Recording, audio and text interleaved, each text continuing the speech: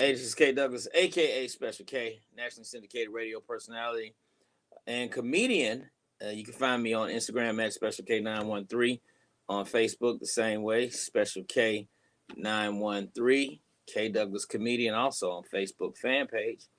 And yeah, you're rocking with Michelle C, Candy Kisses TV.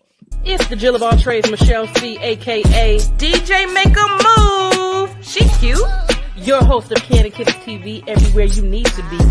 And if you don't know by now, it's not your typical interview, y'all. Candy Kisses blown away.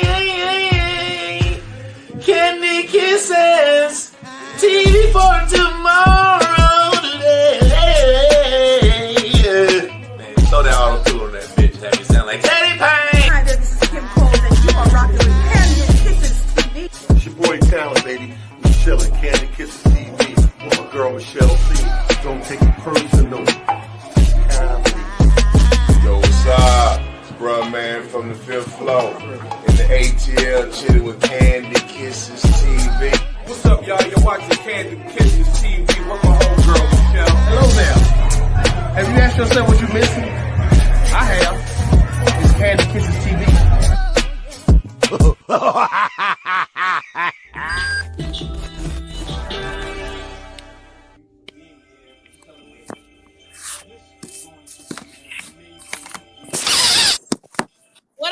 What up, Kiss fam? It is your girl, Michelle C, aka DJ Make a Move, the Jill of all trades. And I am back with another banger. Now, you know what we do each and every time around the same time. I got to threaten y'all a little bit. Subscribe now. I'm going to tell you, mama. Act like she done raised you right. Now, we finna bring you another dope talent like I always do. This gentleman has been rocking the stage for ages. He's been in the radio industry for quite some time, but he's been cracking you up for longer than that. Give it up for Mr. Special K! Pew, pew, pew, pew. Please calm down, everybody, please. Please Relax, let them know calm how down. they can follow you. Not that serious. What's going on? Let them know how they can follow you real quick so they can get on your business real quick. Special K913 on that Instagram and also my Facebook fan page. Actually, I got two of them, K Douglas Comedy and Special K913 on Facebook. Yeah, follow your boy, man. All right, so we're finna get all in your business just a little bit. So my first question I always ask people like in the industry, what drove you to be in the industry? Because a lot of times, like when you start, on your journey in at a high school or whatever, you be like, oh, I might be a doctor, I might be a fireman or whatever. Like, what made you say, I ain't doing none of that? No, that definitely wasn't my journey because my dream in high school was to my dream job.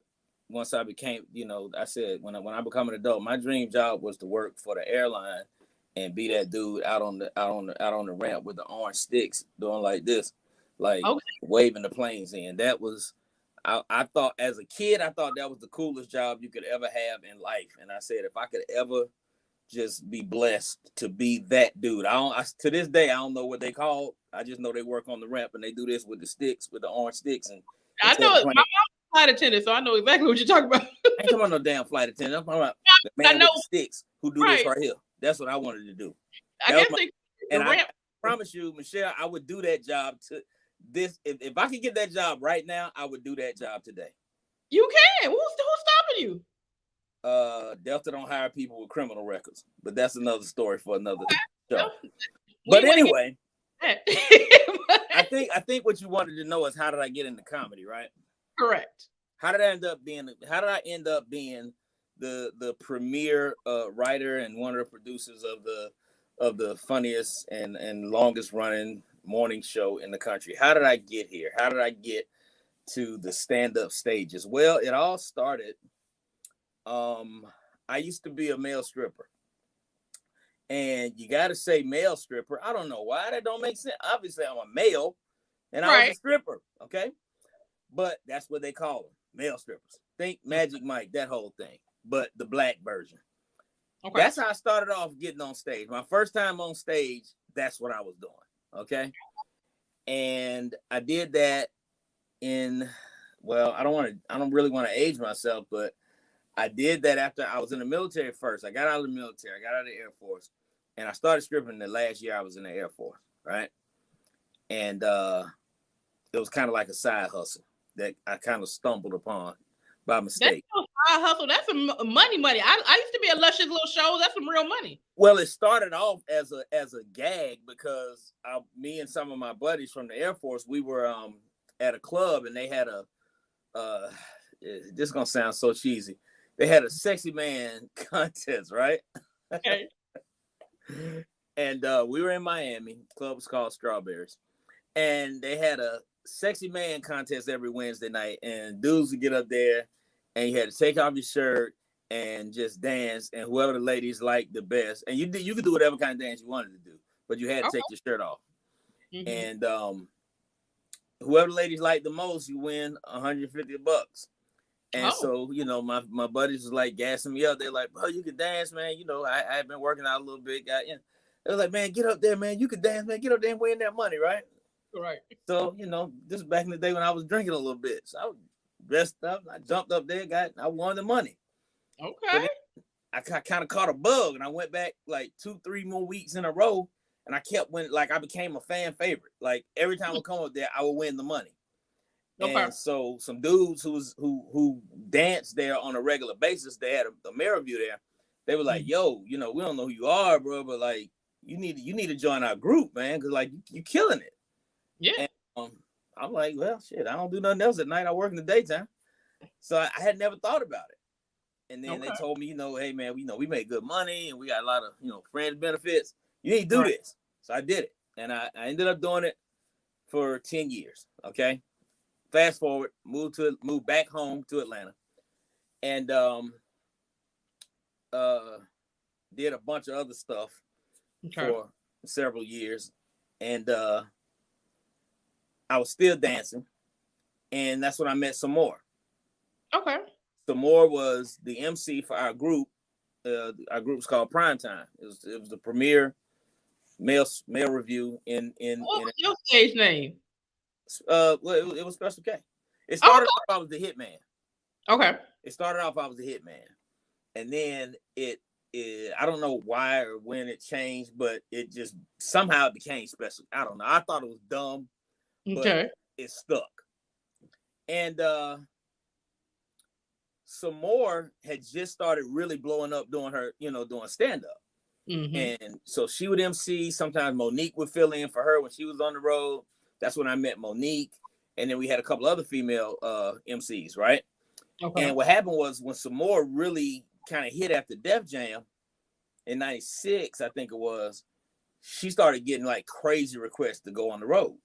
Mm. And so and then Monique was, you know, same thing. Somehow or another, I ended up hosting a couple of the shows, right? Because of the group of dancers I had the gift of gab.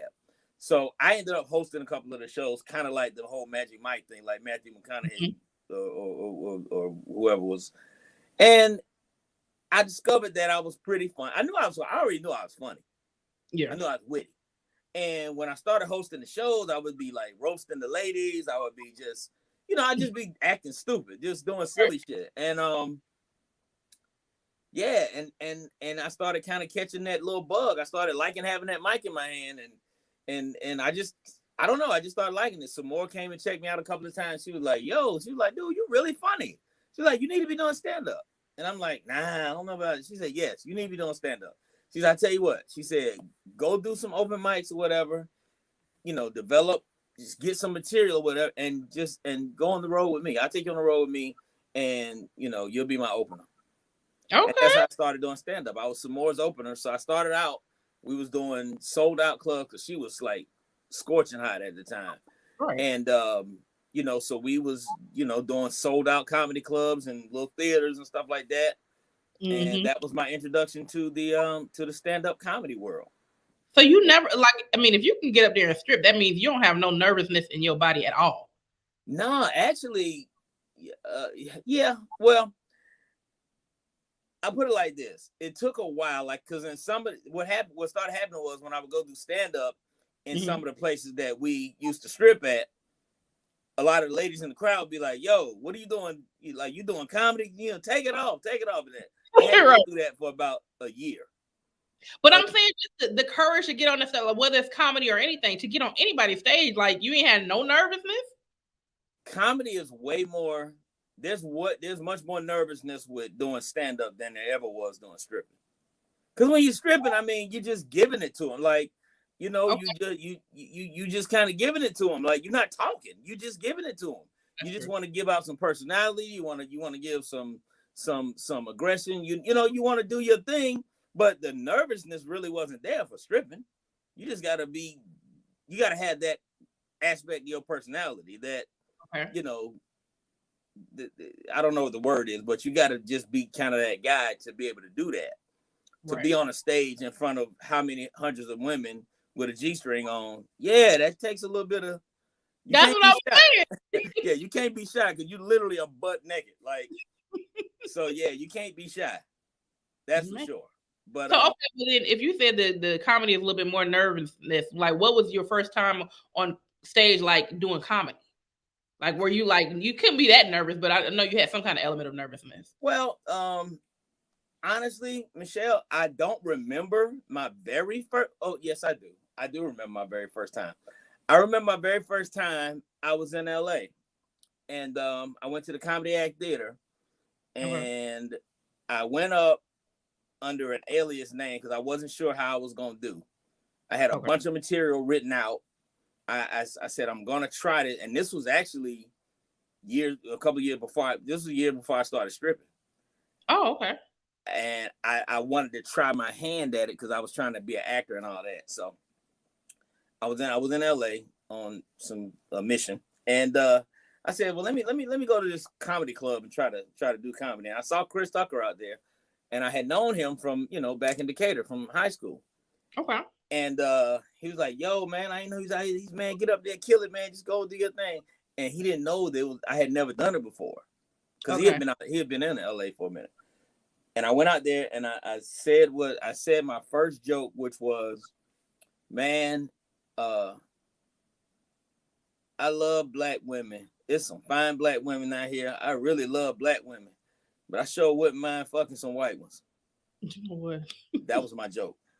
Okay. And the boos were so loud and so ferocious and so crushing that ferocious. Yeah. It was soul crushing. Like the level of boos. What I didn't realize is that the Comedy Act Theater at the time was the hottest place in LA. Okay. And you had Paul Mooney coming through there. You had Ed Murphy coming through there. You had Damon Wayans coming through there. Keenan. Like you had hitters coming. And I came up there with that bullshit. And yeah, it was bad. And it was a long time before I got back on stage again after that humiliation. But I'm surprised though. And I'm from LA. Like, I mean, yeah, it's some black people out there, but it's so many mixed races and mixed couples in LA. Like, yeah, but no, man. But I had no punchline. I had no setup. I had no premise. I just went. That's what I just told you. Exactly what I said. That ain't no joke. No, but that was just. I thought you went into something else. That was it. That was it. I didn't. Yeah, that's what the crowd was saying, nigga. That was it. They were like, what? They were like, what was that? They were like, that was a joke. Like, what the hell? What was that? That was just, you just said something.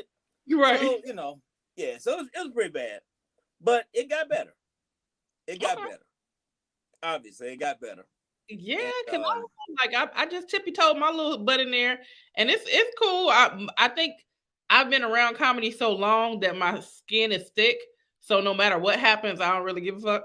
Yeah, you gotta have thick skin, man, and you gotta be able to, you know, you gotta be willing to fall on your face. Like you gotta be willing to take them L's. Like even at this stage in the game, and it's been 24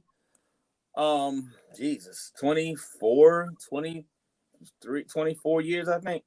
Mm-hmm. Even at this stage in the game, you gotta be willing to take L's. You gotta be willing to, like right now, because of the pandemic and everything, everybody was off stage for a long time, right? Mm-hmm. So I'm just now really getting my, you know, stand up, you know, my comedy feet back under me. And so when I go out to clubs now, a lot of times I'm just testing out stuff. I'm trying stuff, especially when I do it in Atlanta, when I do it at home. I'm really like, if I'm on a show where I'm just going up and doing a guest spot, I never do material that I know works. Okay. Or like when I go to Cats on Tuesday night, I always go out there and just throw stuff out there, ideas and setups and premises, and because I'm looking for something that I can put together. So I go out there expecting that, okay, this probably ain't gonna go that well. I might not get no laughs. People might look at me crazy, whatever. But I know what I'm doing. I'm trying to find that. I know I'm gonna do something that's gonna work, but I'm not going up there and just doing a set that I know is guaranteed to work, because there's no point in that. Okay. You know, if I already know it works, then there's no point in me practicing with that. If I'm going to work on something, I'm going to work on something that's brand new. Yeah. And take that shot, because at this point, nothing bad can happen to me on a stand-up stage that can be worse than anything I've ever been through. I know what it feels like to bomb in front of a room full of people. I know what it feels like to get booed off a stage. You know, I know that ain't going to happen at this point, but, you know, a quiet room or light laughter, that don't bother me. I'm good. Yeah. Cause I'm like, everybody's like, my mom is like, why are you getting on the stage? I'm like, why not? Shit. Like, try it. See if it works, you know? Yeah. So, what is the ultimate goal that you want to do in the entertainment industry? Is like, do you want to eventually like write movies and produce movies, or you just want to be in them? No, neither one. I have a different dream than a lot of comedians. I don't have that desire to be. I mean, I'm an older comic, and I started when I didn't start comedy till I was I was over 30 years old when I started. So I'm longer in the tooth than most of these dudes are. I didn't start at 19 or 20. You know what I'm saying? Mm-hmm. And at one point early in the game, I just wanted to be famous. I wanted to know what it felt like to be, you know, I wanted to be on TV. I wanted to be, you know, oh my God, I want to be in a movie. I want to be, okay, but, you know, wife, 5 kids, you know, a lot of other things in my life happened since that time that changed my perspective on what I want out of this business. I don't care about being famous. I don't care about being a star. I know a lot of stars. I know a lot of famous people. They can have that. I don't need that. Okay. I do like going on stage. I do like doing shows. I'm not even that interested in being a 12-month a year road comic either. You know, I don't want to be in Toledo on a, you know, Thursday, Friday, and Saturday in June. You know what I'm saying?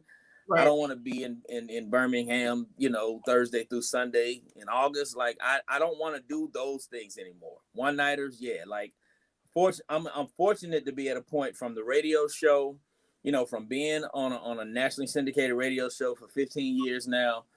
I'm fortunate that I can go to some cities and do a one-night show, where I do a door deal, where I pay for the night myself. You know what I mean? I don't have to be booked. I go in, I pay for my advertising, I buy out the room or whatever, and I say, okay, I'm gonna sell my own tickets, do my own show. I go in on Tuesday, I leave out, you know, Thursday morning. You know what I'm saying? Do one night. Radio too? Come on now. I know that's, man. Yeah, so I'm not looking to be that dude that's at an improv or a funny bone every other weekend. That ain't my thing.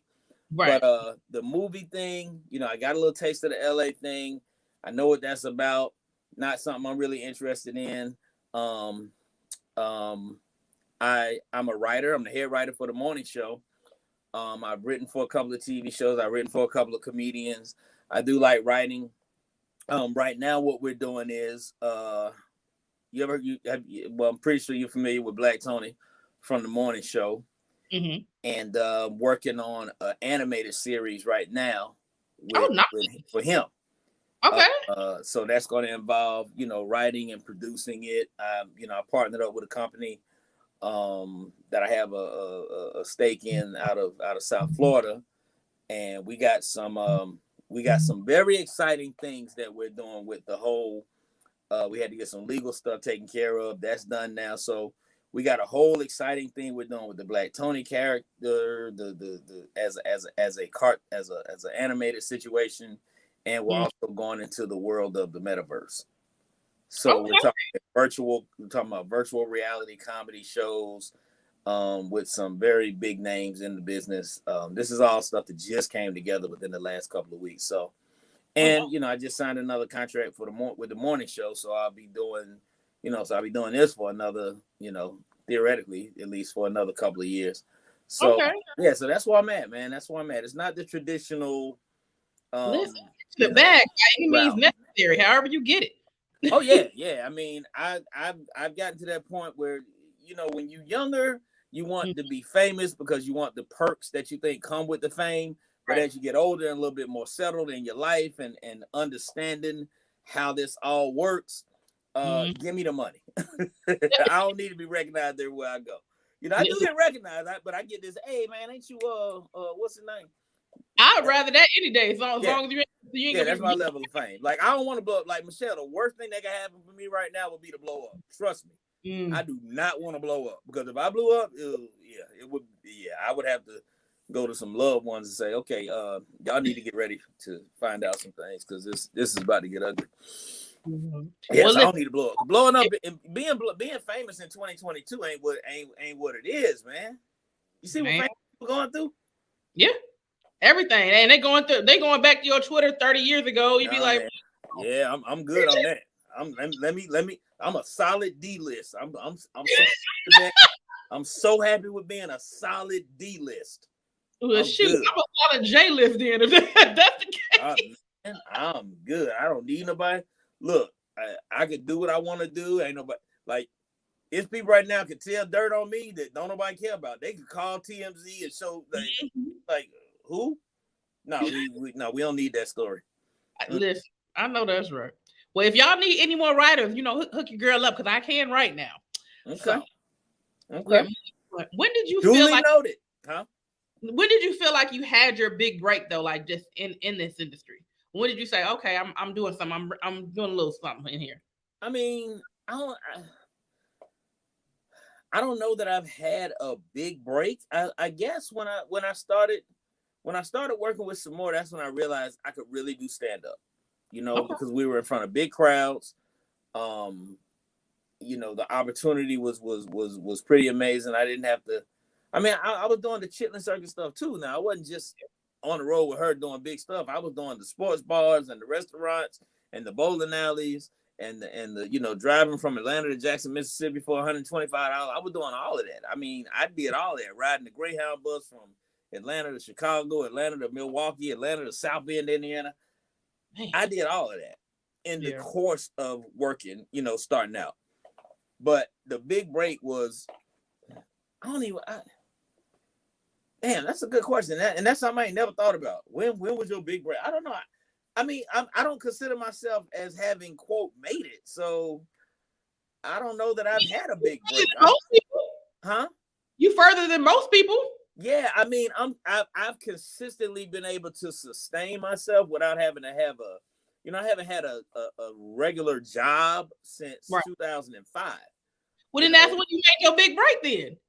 Well, I guess so. When Ricky called me, and I've been knowing him since '97. He was when he used to host a comedy club in Birmingham called the Cobblestone, and our manager at the time, Denise Howard. You know Denise?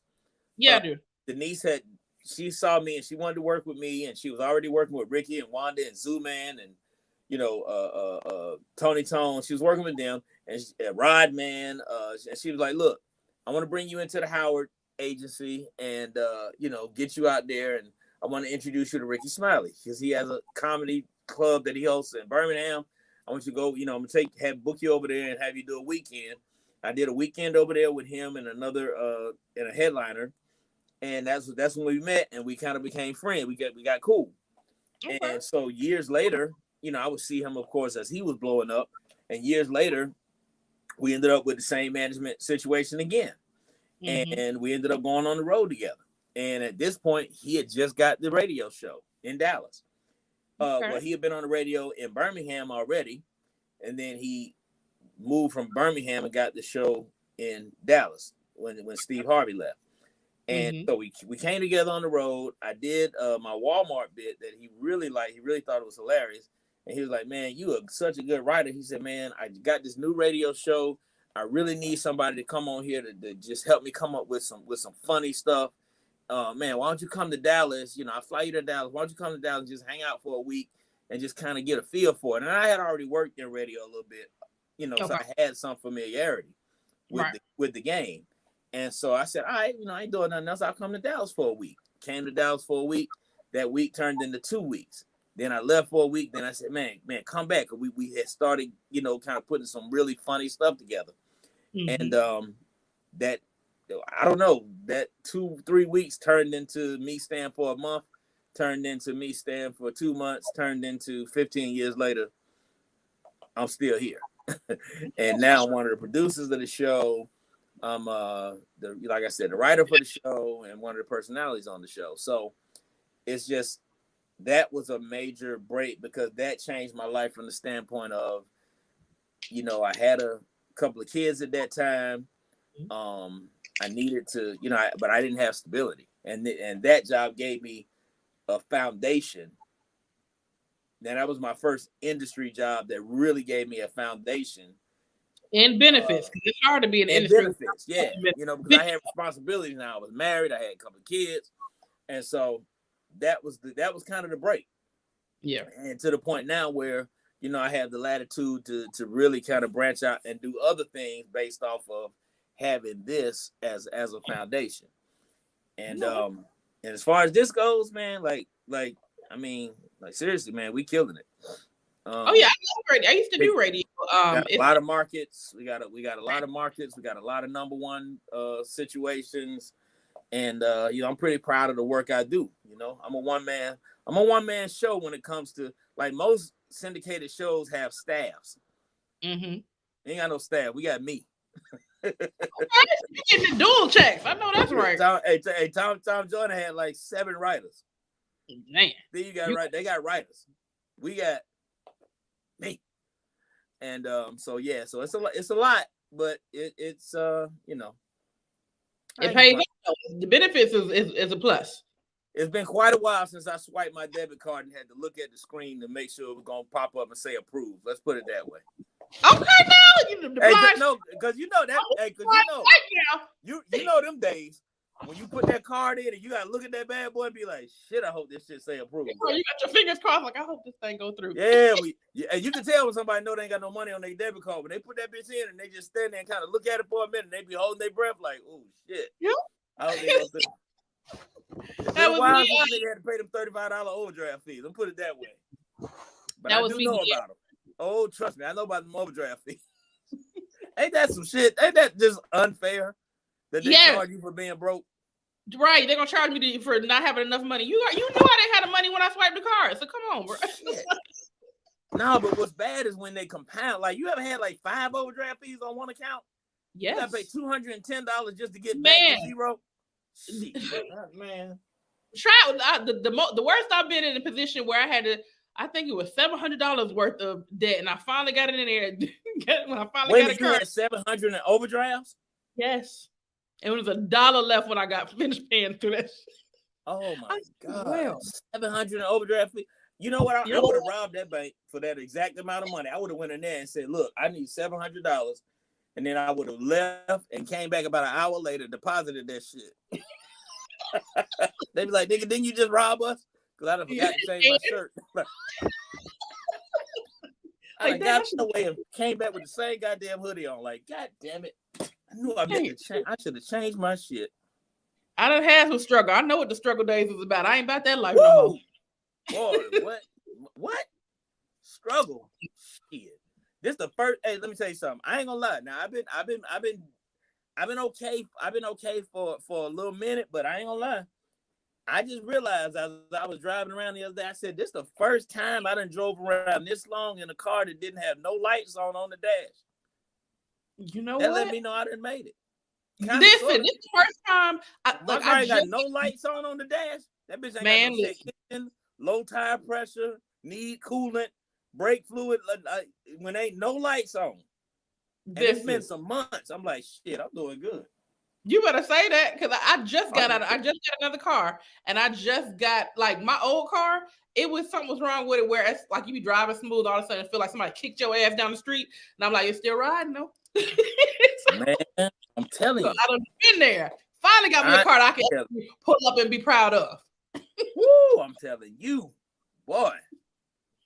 So we are moving on. I stay at nice hotels now. I stay at nice hotels now. You know. No more Super 8s, no more red roofs. No more Scottish Inn. You ever stayed at a Scottish Inn? I never even heard of a Scottish Inn. Shit, I checked it, man. I went to a $17 a night hotel in South Georgia. Oh, man. $17 a night. You know, when you're at a $17 a night hotel, you can't complain about shit. How many dead bodies did you see? You can't tell them folks, hey, man, the hot water don't work. You can't, man, you ain't complaining about shit. $17. And that's plus tax. Oh, my God. I done been through some shit. I done been through some shit. Trust me. Woo. But anyway, this is your show. Let's go. Where we going? We are moving on. If you were to play the ideal role in any movie, what would it be? Something that involves me making love to a white woman. That would be. Now, wait a minute. If I could be in a movie where I was making love to Jennifer Aniston and one of them other white girls that I fantasize about. Cause see, when I felt like I'm not into white chicks, but if I had to do one, I want her to be like so all the way white that. Okay. Like that would be like if I could play Jennifer Aniston's love interest in a movie. That probably wouldn't go well though. Why? I would catch a case. I wouldn't know how to just behave. I would be doing too much. They'd be like, sir, this is not a porn. You're not supposed to have your drawers off for real under these covers. They'd be like, get this nigga out immediately. Hey, this nigga got his drawers off for real. Sir, put your dick up. Put it up. Sir, yeah. They be like Kiana. They be like, sir, you cannot be naked for real. This is not a porn movie. This is a family film. What the script don't call for you being naked under the covers. Y'all are supposed to be in a restaurant right now. I fucked that up. Yeah. So, yeah, I probably don't need to be in the movie. I don't need to be in the movie. Well, I know as in most careers, everybody don't just focus on their career. You have your fun side too, and especially with you being in radio. So right now, who would you say is your favorite rapper and singer, and why? Rapper. My favorite rapper. That's a good question. Now I'm an old dude, so I don't like these new rappers. Okay. I do like Cardi B. Okay. I do like Meg. I do like I'm a 2 Chainz fan. Okay. I like Titty Boy, man. I like 2 Chainz, man. I like rappers that really, because I'm a word guy, I'm an English guy, I'm a writer. Mm-hmm. I like dudes that really are heavy on the wordplay and the storytelling and the alliteration. I'm heavy on that. I love 2 Chainz, man. He always come out with some dope shit. I like who else do I like? Damn, that's a good question. I kind of like everybody. I love Bruno Mars. He's not a rapper, but he's like my favorite artist. Who's your singer? Bruno was a beast right now. Yeah, Bruno is. I love his versatility. I love his. You know, he takes chances. I like Bruno. I dig Bruno. My longtime favorite is probably Usher. I'm a big Usher guy. Yeah, that's okay. yeah. Now, do you mess with Anderson .Paak? I only knew about Anderson .Paak through Silk Sonic when they did Leave the Door Open. That was my introduction to Anderson .Paak. I had seen his name, but I had no idea like that he was dope like that. And then when Silk Sonic came out, that's when I went and checked some of his catalog. I'm like, oh, okay, this dude. I didn't know about him till I knew about him from Never Let. I don't know the name of the song, but people like You Can Never Let It Down or something like that. He got a song with Busta Rhymes that's pretty dope that put me on to him. I was like, okay, I see it. Yeah, Anderson's a dope dude. Yeah, that's what I like. Now, I always ask people that have been doing it for a long time. I know you're an entrepreneur yourself, but what are some words of wisdom that you would give any entrepreneur that's in the industry, or in the entertainment industry, trying to come up? Okay, you said in the entertainment industry? Mm-hmm. Or any industry? It can be any industry, but specifically entertainment, but it can be any industry. I would say get advice from people who know what they're talking about. Listen to people that have done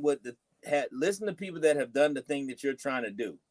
and don't just focus in on only, like, if you have a dream, focus on your dream, but don't let the love of your dream deter you from doing what you got to do. You know what I mean? Like, don't be so in love with doing the thing that you want to do that you take away the possibility of doing the things that you need to do. Right. You know what I'm saying? Because you still got to eat while you working on your dream. You still got to eat. You still got to keep lights on. You still got to have a car to drive. You still got to put clothes on your back. So, I was talking to a young person the other day who is trying to make it in the music industry, and I was telling this person, I was saying, look, you know, but in the meantime, in between time, while you working a regular job right now, but you're also still trying to get in the studio and do so.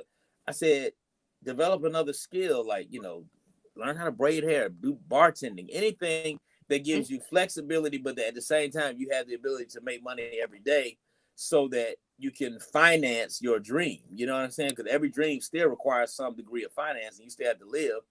So my thing would be, talk to people who know what they're doing. Talk to people who know. The best advice I've ever gotten about the business has been from people who have been successful in the business. You know, and one of the company that I'm in, that I'm have ownership in right now, that's what we do. That's actually what a big part of what we do, called Real Biz Game.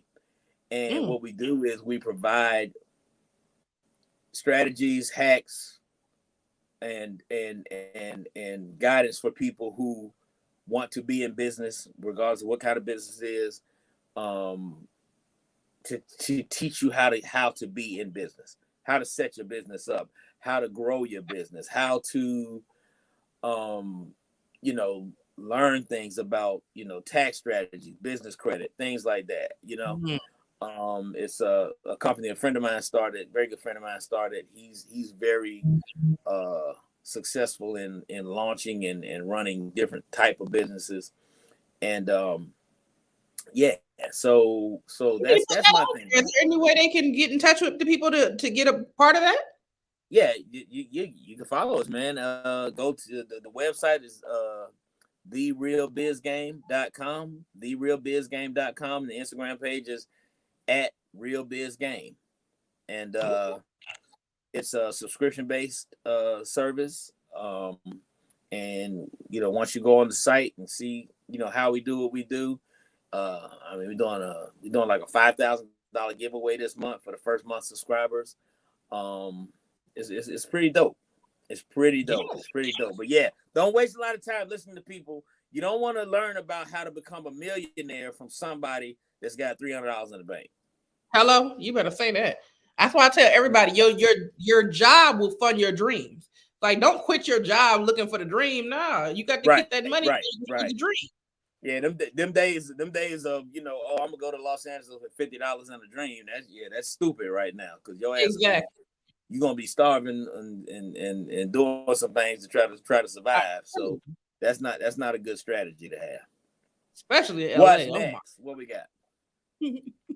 Now, name one entrepreneur you look up to and why.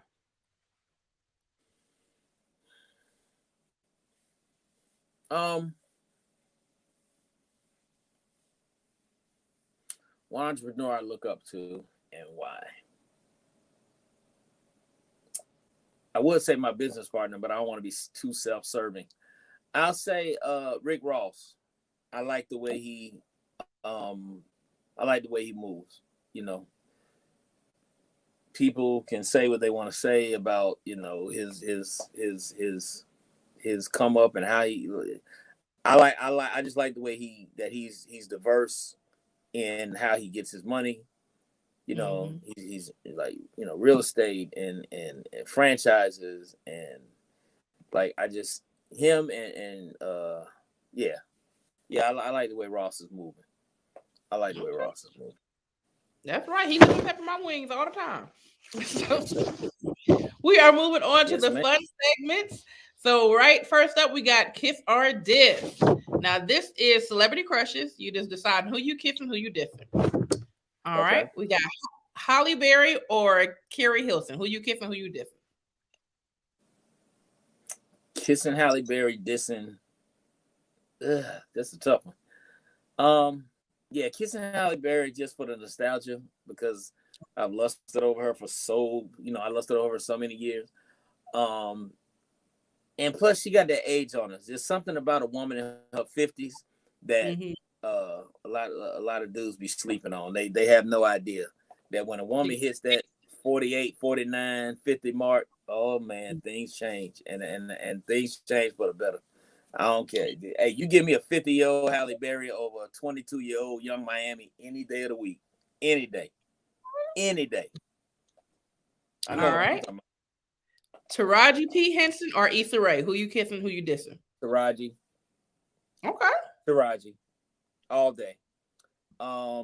Issa, she just don't do it for me. She just she's an attractive lady, but she just don't do it for me. Like I just get nothing off, from her. Taraji, I've had a crush on her forever. I kind of like hood. I kind of like hood chick. I like chicks that got some hood edge to them. Okay. And I find myself attracted to that. And Taraji seems like, and we actually had her in studio before, and I told her this to her face. I said, you know what?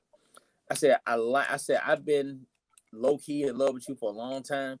I said, and the part of the reason is I really feel like I could get you. I said, if I wasn't married, I really feel like I got a shot. You know what I'm saying? Okay. She was like, well, okay then, that little boy. She was like, okay then, Mr. Confidence. I said, I ain't bullshit. I said, I feel like as a regular dude, I feel like I could get you. And she didn't like say, oh no, never.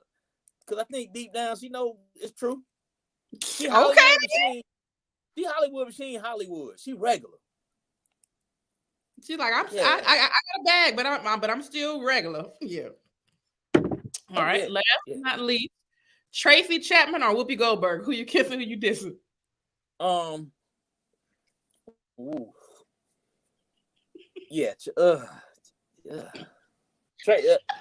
See, and now look. Okay, this could be real dangerous. I'm not trying to come off as Tracy. Tracy Chapman. I mean, is the life of one of my kids on the line for me to do this? No. Do I have to make this choice to save one of my kids? Sure. Yeah. I would have to go with Tracy Chapman because Whoopi Goldberg, no. No. Okay. Yeah, I just can't get Celie out of my mind. I'm sorry. I can't get. She'd be right by her. Even when I watch The View, I still see Celie. I can't. All right. No, we move on to DAQ. That is dumbass questions. That is random fun questions I want answers to. If you could make a law for one day that everyone in the world had to abide by, what would it be?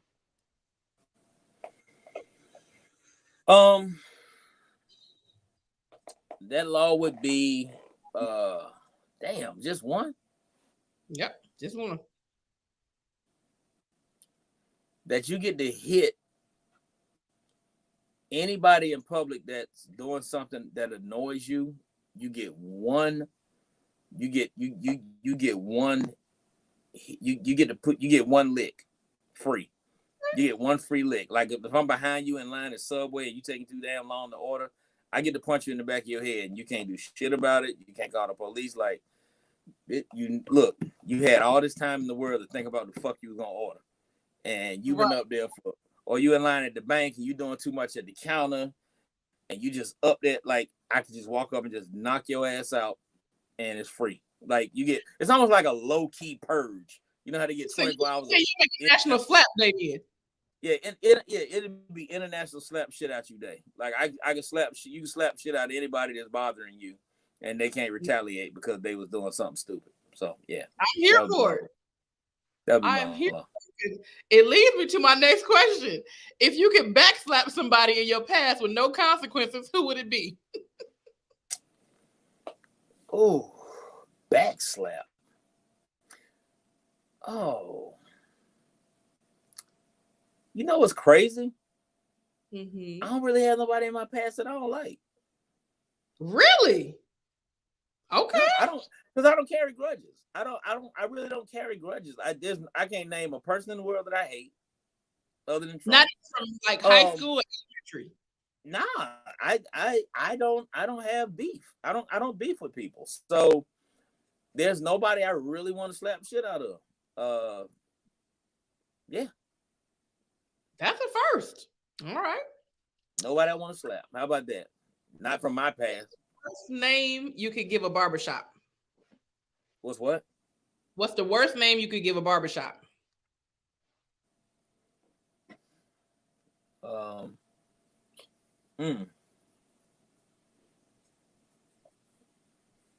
Bumpy neck. Okay. Because when they line you, when they edge you up with them dirty clippers and you get them bumps on the back of your neck, shit, fuck your whole. You be fucked up for a whole month. Oh, good. The bumpy neck, dirty clipper barbershop. Yeah, dirty clippers. All right. Name 3 items you would purchase to make a cashier feel uncomfortable. 3 items. Butt grease. What they call that? Anal lube. What they call that stuff? What they call that? KY jelly. KY jelly. Yeah, booty grease. I call it booty grease. Yeah, y'all got some of that booty grease. Yeah, KY jelly. Okay. And if you purchase it along with a cucumber and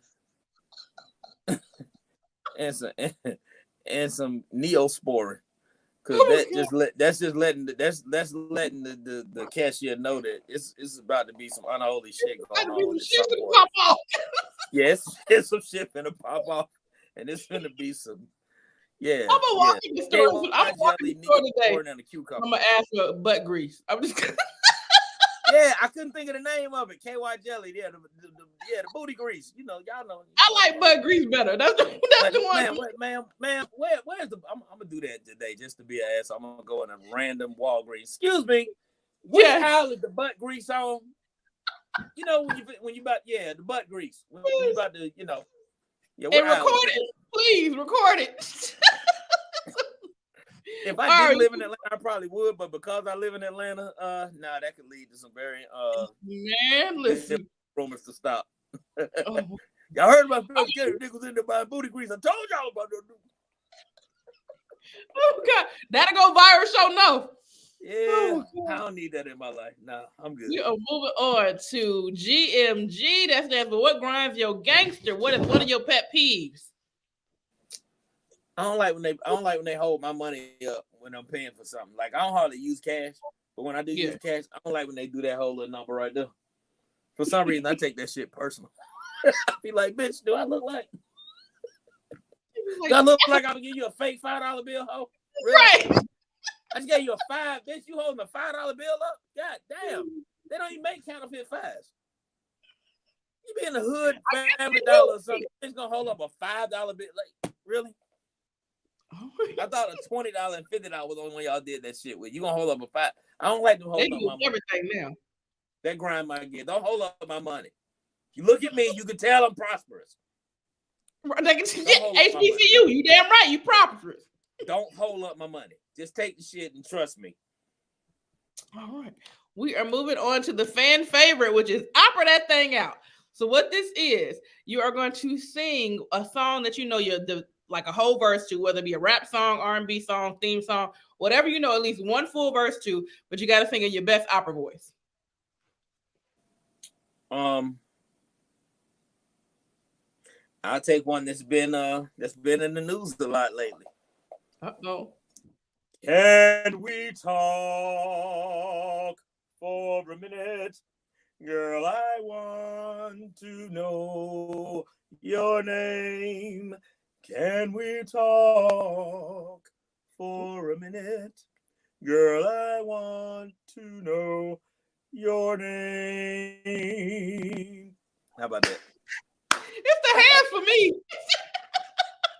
Can we talk? Can we talk? That's it. Hands come right. I don't know. Last but not least, we got our game Sing and Do. Sing and Do is a family-friendly game that all can play, created by me and my homeboy DJ All-Star.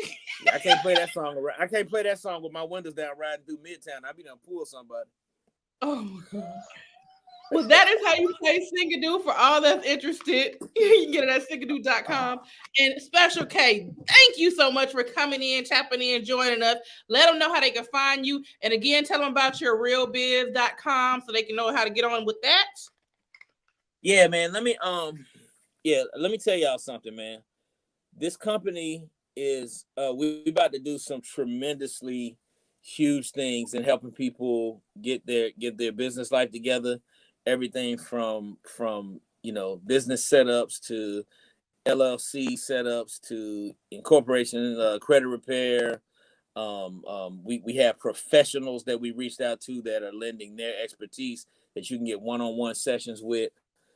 Real Biz Game on Instagram. It's at Real Biz Game on Instagram, and you can go to the Instagram. You can hit the link for the website, which is therealbizgame.com, and check us out, man. Like I said, we're starting to take subscribers. You can subscribe to the service for $1 for the entire month of January.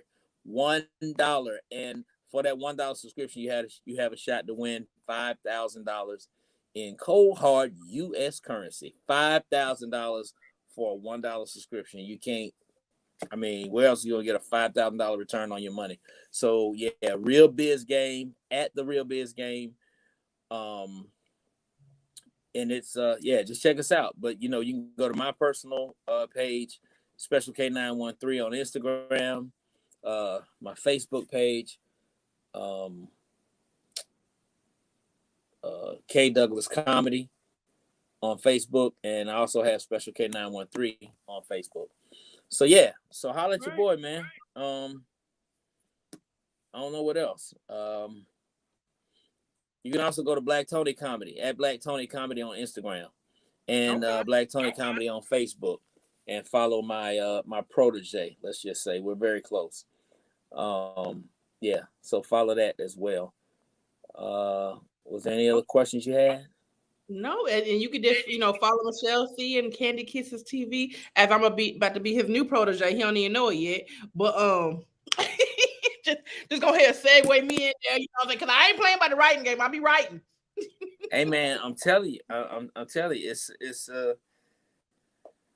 man, 20 years ago, Michelle, 20 years ago, and well, we're 4 days into 2022, but in August of 2001, I was getting out of prison from doing almost 2 years in federal prison, and I had nothing.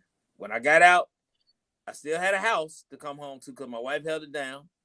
I still had a house to come home to, but then soon, not long after that, we ended up having to do a short sale on the house because I just, I was working. I had a job working at Kroger on the overnight shift for I think I was making $8.25 or $9 an hour. My mom gave me her old car. It was a 91 Geo Storm with one of the side mirrors missing and a bad transmission. And I had 3 kids, another one on the way. And I was working like I said, I was working at Kroger. I got fired from there. Then I was working for ADT selling alarm systems door to door, and borrowing money left and right. Man, I mean, it was not good. And that year, finishing out 2001, going into 2002, got my comedy game back going. Did Comic View. And things just really and there was some more tough times, between then and 2005. I was working in landscaping with my wife's cousin. I was on the back of a landscaping truck, and I was throwing out hay and setting flower beds and blowing grass and all that kind of stuff for almost a whole year. And then the radio thing popped, and here we are. So that road ain't never easy, people. It ain't easy, but it's always worth it. When y'all look at somebody that's up, y'all be like, oh man, no, that road ain't never easy. You And ain't we done all lying. been through some things. We done all seen some really tough, tough situations. But we done made it through, man. And I'm proud to say that at this point in my life, 56 years old, man, I'm just, I got no complaints. You still can body roll. There's not many people that's 56 that can still body roll. Like that. I still got some left now. Hey, look. Okay. Hey, Michelle, let me tell you something. I still got one G-string. You know what? Way in the back of my closet. And I say, if this radio shit at the bottom fall out, let me tell you something. I'm still a dime piece to them women that's like 70 and up. So listen, that Claremont Lounge is always hiring. Claremont Lounge is always hiring. I gotta go start stripping at the VFW, at the Elks Lodge, or at one of these senior citizen apartment complexes. Listen, you better get it done. I can get some of that money now. I still got a little bit left in the tank. I know. I got that one G-string. Got a little elephant face on it. Okay. As long as I got that G-string and a little bit of toilet tissue, I can make that thing. All right. Don't try me. I'm so sick of you. Okay. Well, that has been another episode of Kandid Kisses TV. Make sure you tune in every Monday, Thursday, every other Friday, and we will see you next time. Kandid Kisses TV is sponsored by Singadoo. Did you do it today? Singadoo. Can you do it? Can you do it? Can you do it? Can you do it like this? Can you do it real quick? Pew! Go get it! Pick a card up. Pick your genre. Can you do it right? You're gonna wanna, bruh. It's first to 21. We'll get the job done. So grab your friends and fam, cause it's a lot of fun. Some do it with some class, but make it real fast. Test time is kinda tricky. Can you do it in 60? Let's go. Get your copy today at singadoo.com.